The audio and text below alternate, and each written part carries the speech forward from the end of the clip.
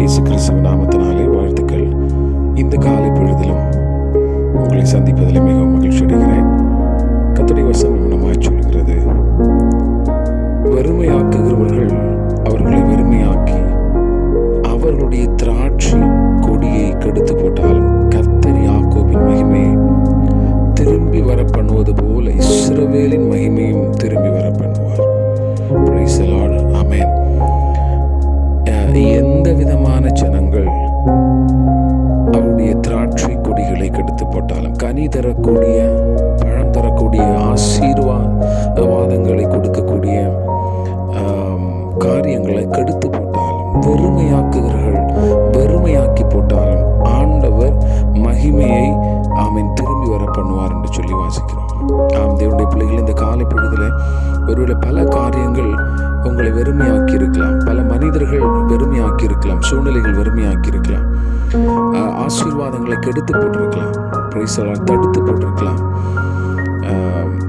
கனி தரக்கூடிய கொடிகள் கெடுக்கப்பட்டிருக்கலாம். ஆனாலும் ஆண்டவர் யாக்கோபுடைய மகிமையை திரும்பி வர பண்ணுவது போல இஸ்ரவேலின் மகிமையும் திரும்பி வர பண்ணுவார் என்று சொல்லி வாசிக்கிறோம்.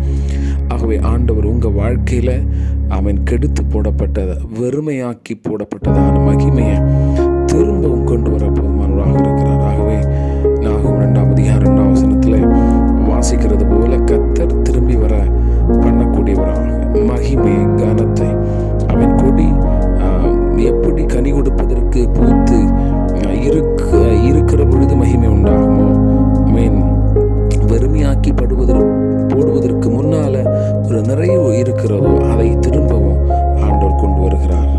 யார் செய்தாலும், யார் கெடுத்து போட்டாலும் திரும்பவும் அதை கர்த்தர் கொடுக்க போதுமானவராக இருக்கிறார். ஆகவே இந்த காலப்பொழுதில் என்ன விஷயத்தினால, என்ன காரணத்தினால அவைகள் நம்மை விட்டு போயிருந்தாலும், கடந்து போயிருந்தாலும், இல்லாமல் போயிருந்தாலும் கர்த்தர் அவைகளை திரும்பி கொண்டு வர போவதற்காக ஸ்தோத்திரம் என்று சொல்லி தேவ சமூகத்தில் ஜெபிப்போம். கர்த்தர் நம்மை ஆசீர்வதிப்பாராக. கிருபையுள்ள ஆண்டவரே, மனிதர்களோ சூழ்நிலைகளோ பிசாசோ வெறுமையாக்கி திராட்சை கொடிகளை கெடுத்து போட்டது போல ஆசீர்வாதங்கள், நன்மைகளை கெடுத்து போடக்கூடிய சூழ்நிலை இருந்தாலும் என் ஆண்டவர் மகிமையை திரும்பி வர பண்ணுகிறதற்காக ஸ்தோத்திரம்.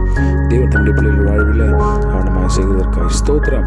மனதளவில், உடலளவில் ஆண்டவரை இருதயத்தில் எந்த சூழ்நிலைகள் இருந்தாலும் என் ஆண்டவர் திரும்பி தம்முடைய பிள்ளைகளுக்கு அவைகளை வர பண்ணுகிறதற்காக ஸ்தோத்திரம். இயேசுவின் நாமத்தில் கேட்கிற நல்ல பிதாவே, ஆமென். God bless you. கர்த்தர் உங்களை ஆசீர்வதிப்பாராக.